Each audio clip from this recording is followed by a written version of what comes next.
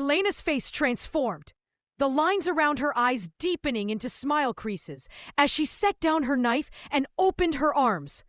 "Mija, careful with these old bones," she laughed, catching her granddaughter in a gentle embrace that smelled of lavender soap and the faint remnant of morning coffee. Sophia pulled back, studying her grandmother's face with the intensity that only children possess. "Your eyes look sad today, Abuela. Are you thinking about the old times again?" Elena's smile faltered for just a moment, a flicker so brief that most adults would have missed it. But children, with their unclouded perception, saw everything. "Perhaps a little, Mija."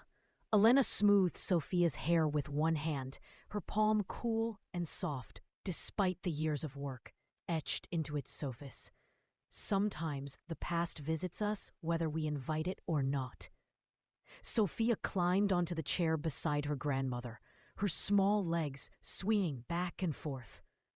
The kitchen around them told the story of a life lived fully. Photographs clustered on the refrigerator, showing decades of family gatherings. Hand-embroidered dish towels that had seen thousands of meals. A wooden spoon rack that held implements worn smooth by use. Everything in this small space spoke of love, continuity, and the gentle accumulation of years. "Will you tell me a story?" Sophia asked, reaching for her grandmother's free hand. Her fingers were so small, they barely wrapped around Elena's thumb. "About when you were little like me?" Elena looked down at their joined hands, hers marked by age spots and thin scars, Sophia's unmarked and soft as flower petals. For a moment, she was overwhelmed by the contrast, by the weight of all the years that stretched between them. "Are you sure you want to hear an old woman's stories, Mia? They're not always happy tales." Sophia nodded solemnly, her dark eyes wide and trusting. "Mama says that sad stories teach us important things. And besides," she added with the matter-of-fact wisdom of childhood, "I like all your stories, even the sad ones. They make me understand things." The late afternoon sun filtered through the lace curtains of Elena's small kitchen, casting intricate shadows across the worn wooden table where she sat peeling potatoes. The light had that golden quality that only came in the hour before dusk, when the world seemed to pause and take a breath. Her weathered hands moved with practiced precision, the paring knife dancing between her fingers as curl after curl of potato skin fell into the bowl beside her. The screen door creaked open, followed by the familiar sound of small feet racing across the linoleum floor. "Abuela!" 7-year-old Sophia burst into the kitchen, her dark curls bouncing as she launched herself toward her grandmother. Her school backpack hit the floor with a thud, forgotten in her excitement to be home. "When there wasn't enough food at home, I discovered that if I was very careful and very clever, I could help carry some of my mother's burden. The seasons passed, each bringing its own challenges. During the dry months, when work was scarce and money even scarcer, Elena and her sisters would walk to the coffee plantation where their father had once worked, picking up the beans that had fallen beneath the trees.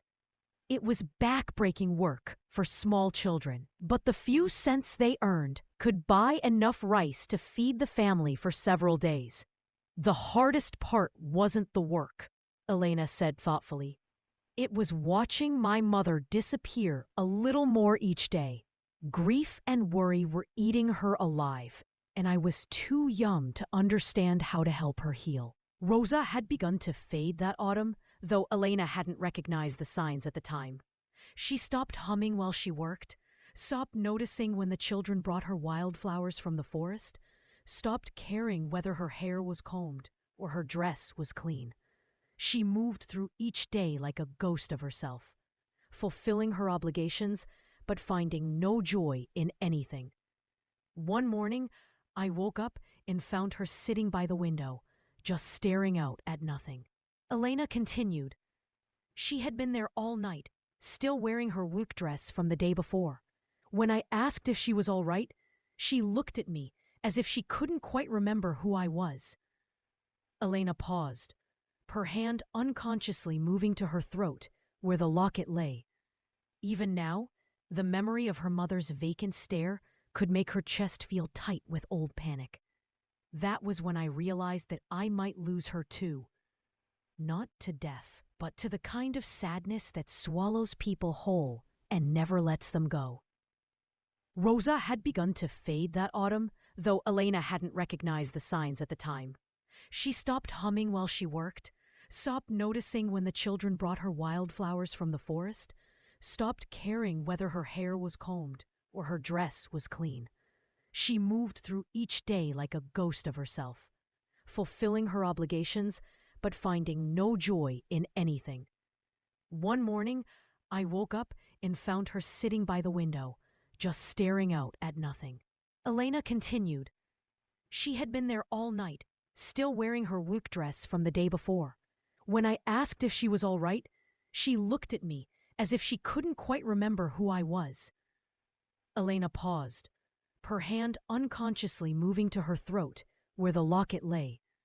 Even now, the memory of her mother's vacant stare could make her chest feel tight with old panic. That was when I realized that I might lose her too. Not to death, but to the kind of sadness that swallows people whole and never lets them go. Ophio reached out and took her grandmother's hand, her small fingers intertwining with Elena's weathered ones. But you didn't lose her, did you? You're here, so she must have gotten better. Elena squeezed her granddaughter's hand gently. She did get better, mija, but not in the way you might think. Sometimes healing doesn't mean going back to the way things were. Sometimes it means finding a completely new way to live. The breakthrough had come on a December morning when 9-year-old Elena had woken to find her mother missing from the house.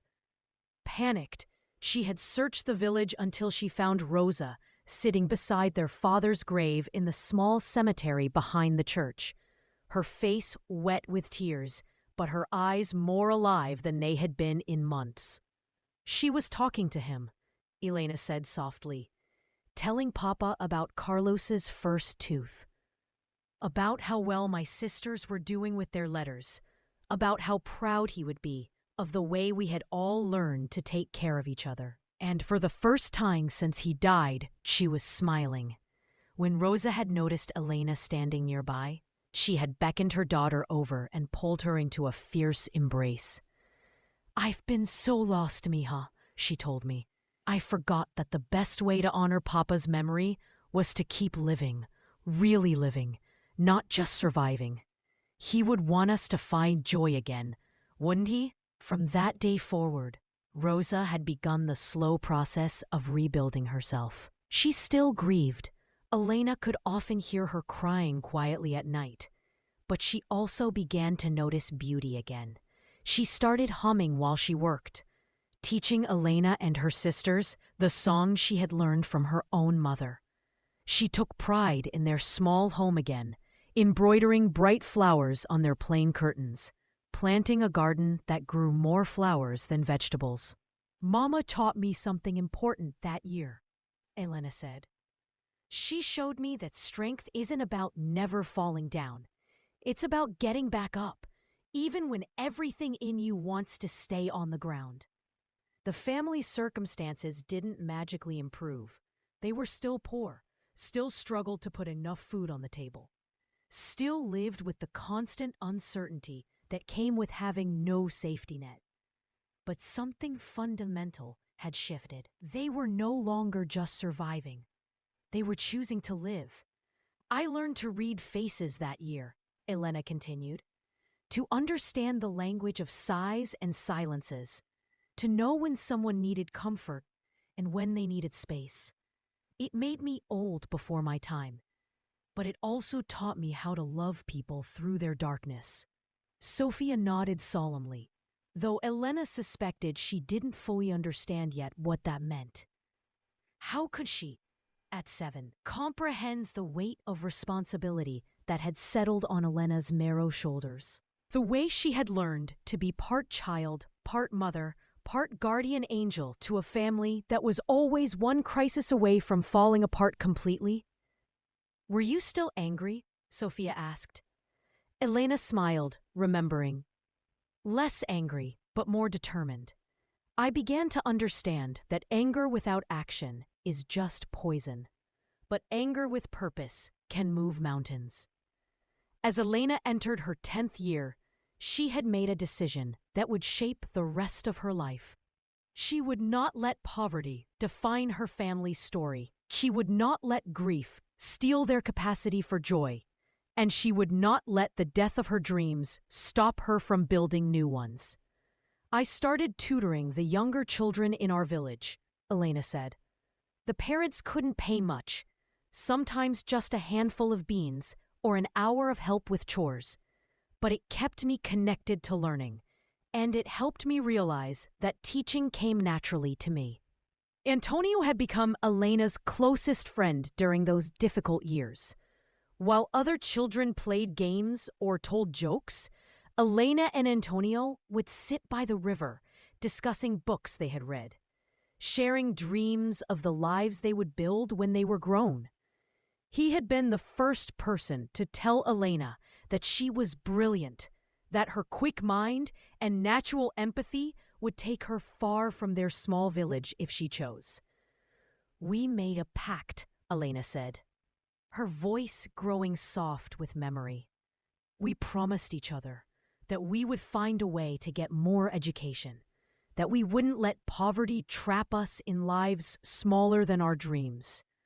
We swore that someday we would come back to our village as teachers and build the kind of school that could give other children the chances we hadn't had." Sophia was listening with rapt attention, caught up in the romance of childhood promises and shared dreams. "Did you do it? Did you both become teachers?"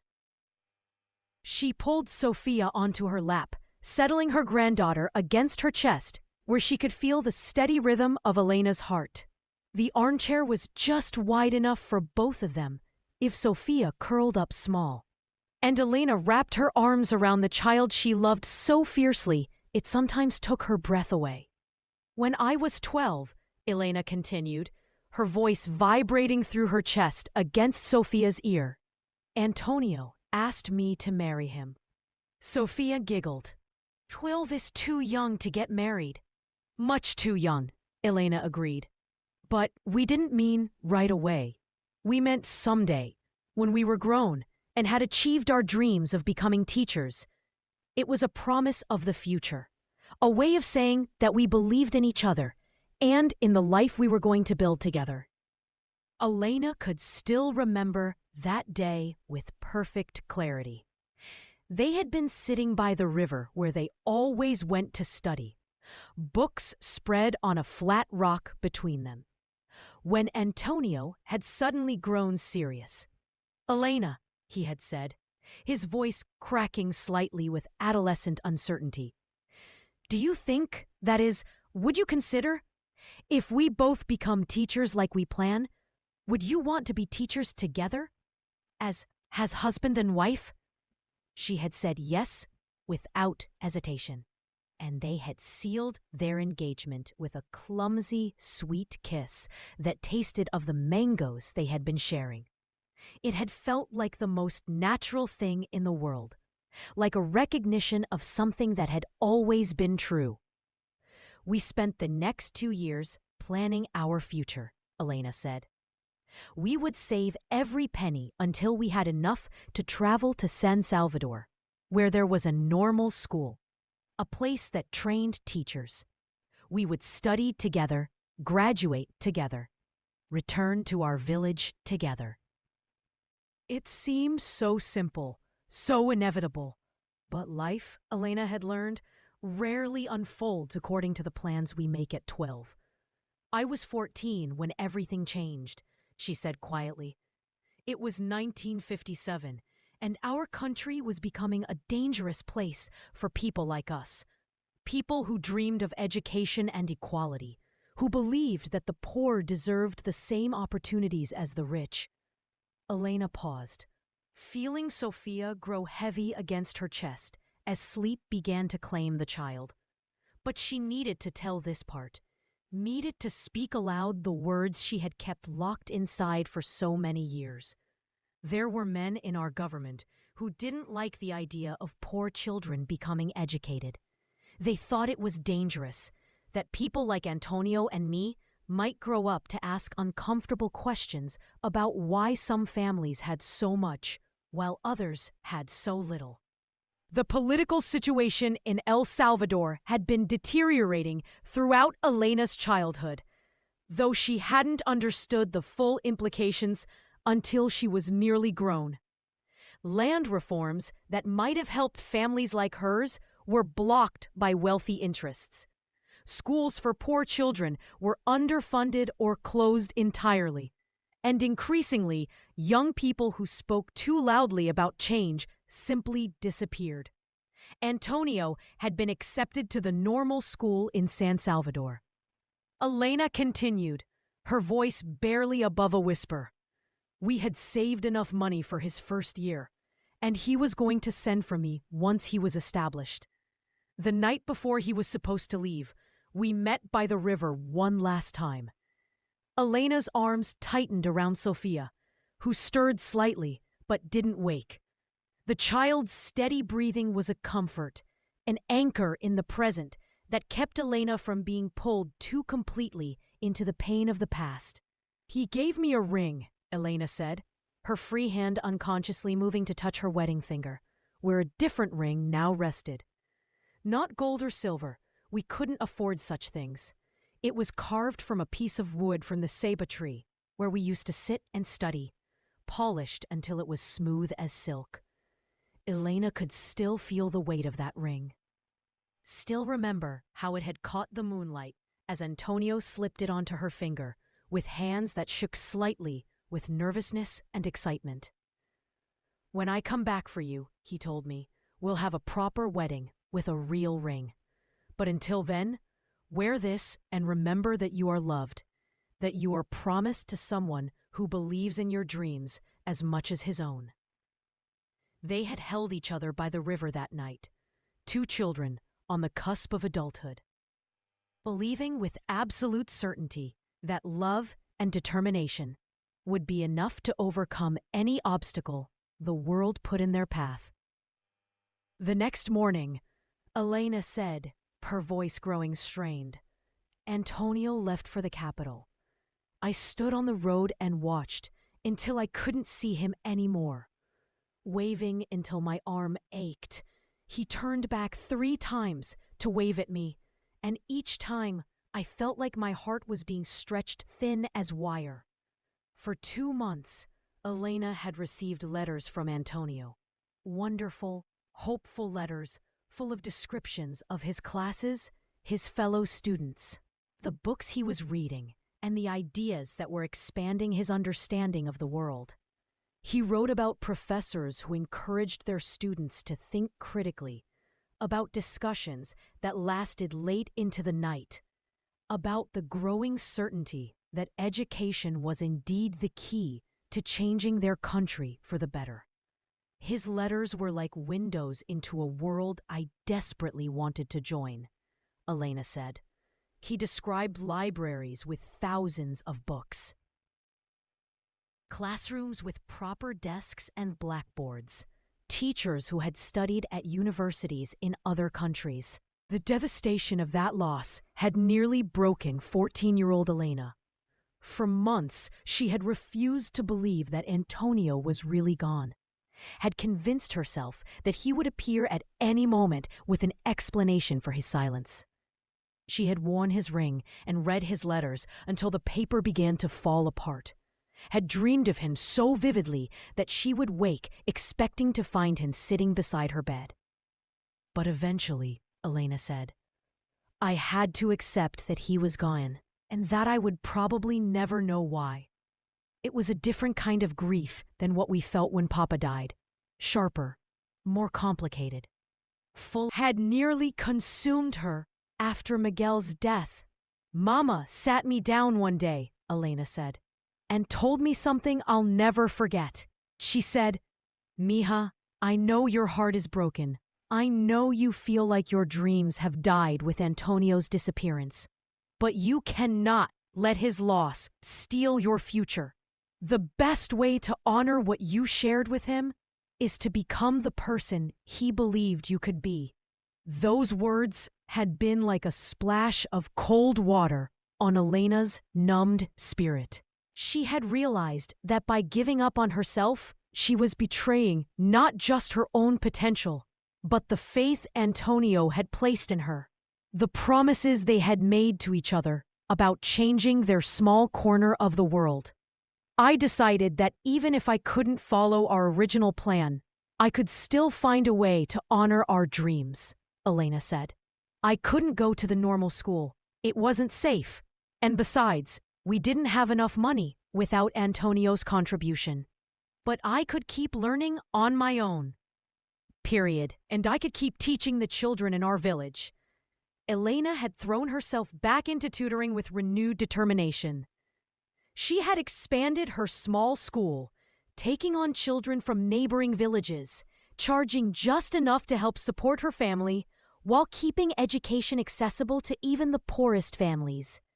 She had written to former teachers, borrowed advanced textbooks, studied by candlelight until her eyes burned. "By the time I was 16, Elena said, I was teaching nearly 30 children, ages 5 to 15. I had convinced the village carpenter to help us build proper benches and desks. I had started a small library with books donated by families in the larger towns nearby. It wasn't the grand school Antonio and I had dreamed of building together, but it was something."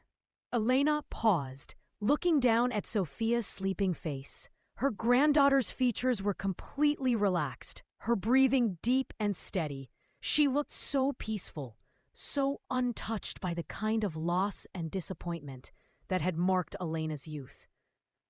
Elena hoped desperately that Sophia would never have to understand the particular pain of having your dreams shattered by circumstances beyond your control. But even as she thought this, Elena knew that life would bring Sophia her own challenges, her own griefs and disappointments. The best she could do was to arm her granddaughter with the tools she would need to survive those inevitable storms: resilience, compassion, the knowledge that love persists even in the face of loss. "But anger is like fire," she continued. "It can burn down everything around you, or it can keep you warm while you figure out how to build something new. I learned to use my anger like fuel, to let it push me forward instead of holding me back." Over the following months, 8-year-old Elena had become a different child, still loving, still gentle with her siblings, but harder somehow, more aware of the precarious nature of happiness.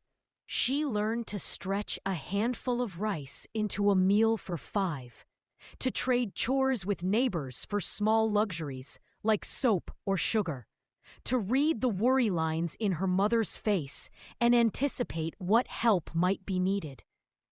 "I became good at making something from nothing," Elena said, and there was a note of pride in her voice that made Sophia sit up straighter. "I could take scraps of fabric and make doll clothes to sell at the market. I learned which plants in the forest could be used for medicine, which berries were safe to eat." Elena felt something shift in her chest, like a door opening that had been closed for too long. She set the potato and knife aside, turning her full attention to her granddaughter. Outside, the world was settling into evening. She could hear Mrs. Rodriguez calling her cat in for dinner, the distant hum of traffic from the main road, the whisper of wind through the ancient oak tree that shaded her small house. "Very well," she said quietly, "but if we're going to tell stories, we should do it properly. Come!" Elena rose from her chair with the careful movements of someone whose bones carried the memory of 8 decades. She led Sophia to the living room, where her favorite armchair sat positioned to catch the last light from the window. It was upholstered in faded blue fabric, worn smooth on the arms, where her hands had rested through countless evenings of reading, sewing, and remembering. Sophia curled up on the matching footstool, her chin resting on her knees as she looked up at her grandmother expectantly. The light from the window caught the golden threads in her dark hair, reminding Elena painfully of another little girl from long, long ago. "Where shall I begin?" Elena mused, her fingers absently stroking the chair's arm.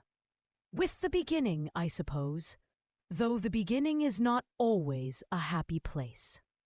She was quiet for a long moment, her gaze turning inward. Sophia waited with the infinite patience that children reserve for the adults they trust most. "I was born in a small village in El Salvador," Elena began, her voice taking on the cadence of a practiced storyteller.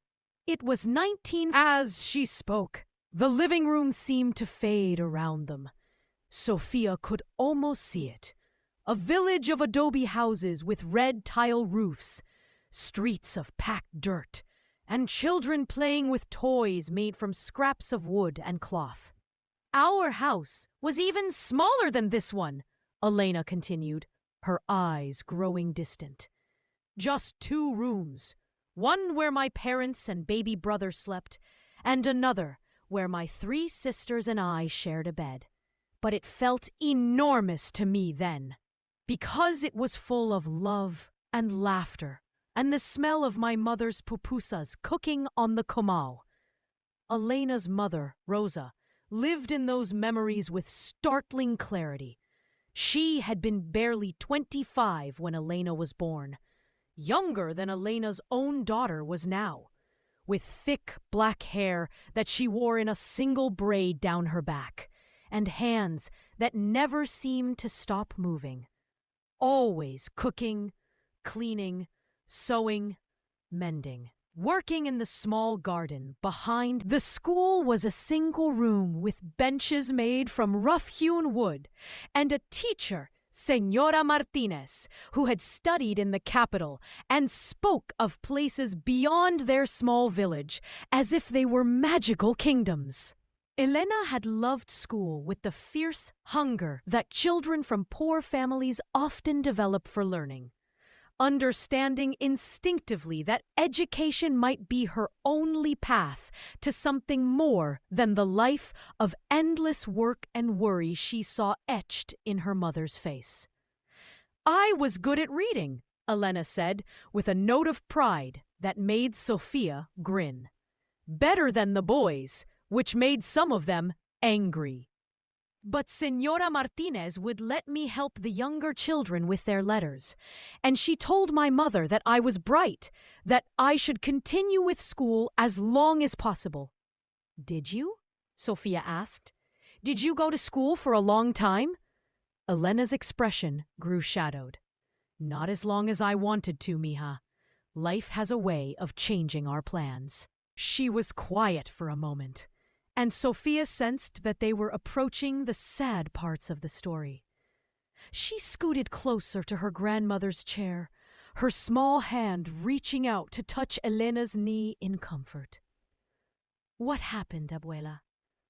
Elena looked down at her granddaughter's trusting face and felt the familiar weight of memory settle over her like an old shawl.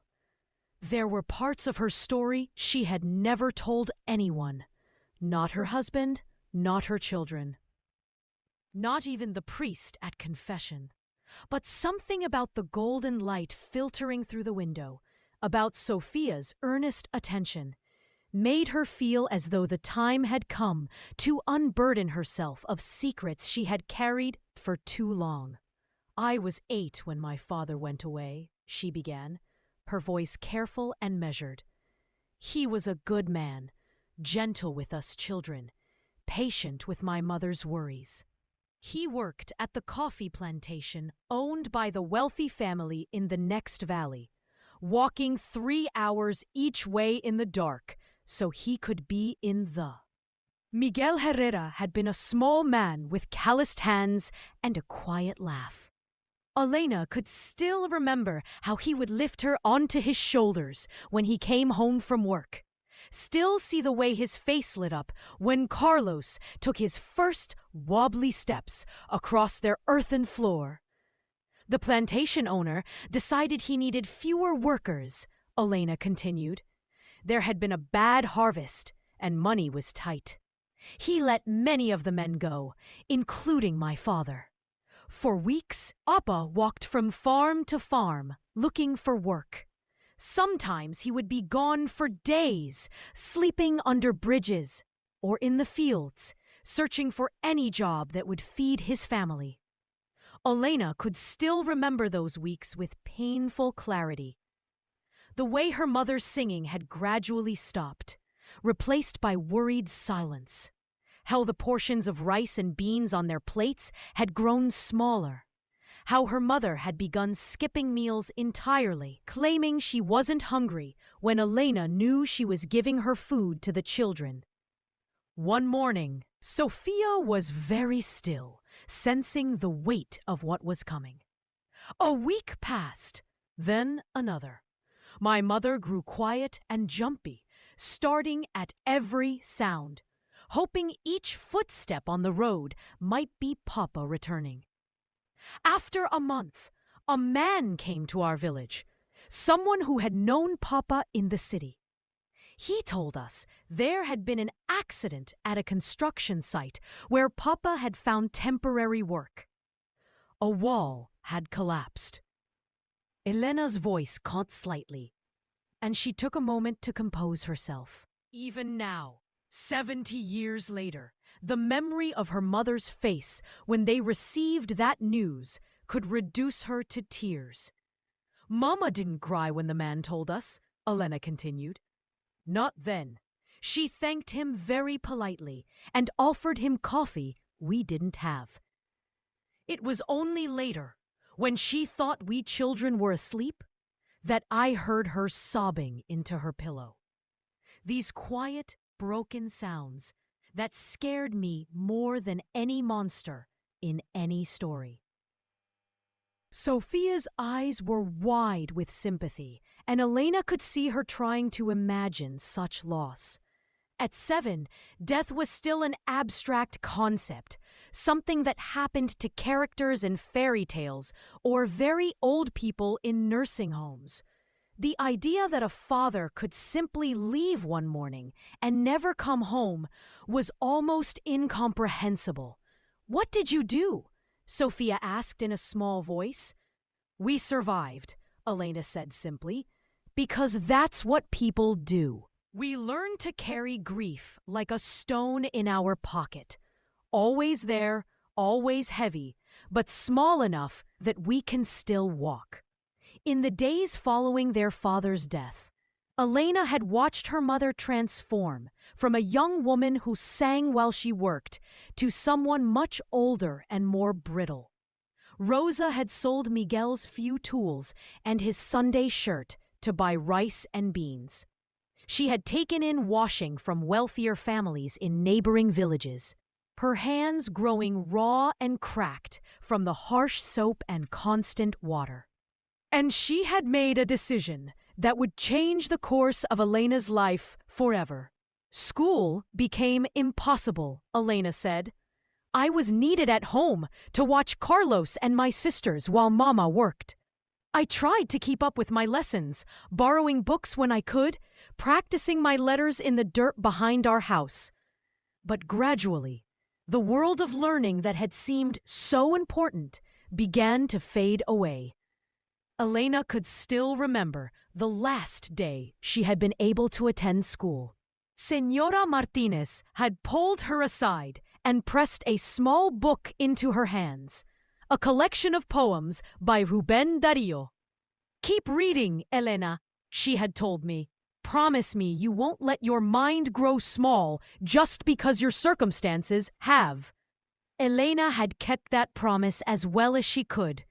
reading by candlelight after her siblings were asleep, her finger tracing each word as if memorizing it could somehow preserve the part of herself that had dreamed of something more. "Were you angry?" Sophia asked. The question was quiet but direct, asked with the fearless honesty of childhood. Elena considered this. "Yes, mija. I was angry at God, at the world, at the unfairness of it all. I was angry that other children could go to school while I stayed home. I was angry that my mother had to work so hard her hands bled. I was angry that my baby brother would grow up without ever knowing what a wonderful man our father had been." She paused, looking out the window where the last light of day was fading into purple twilight.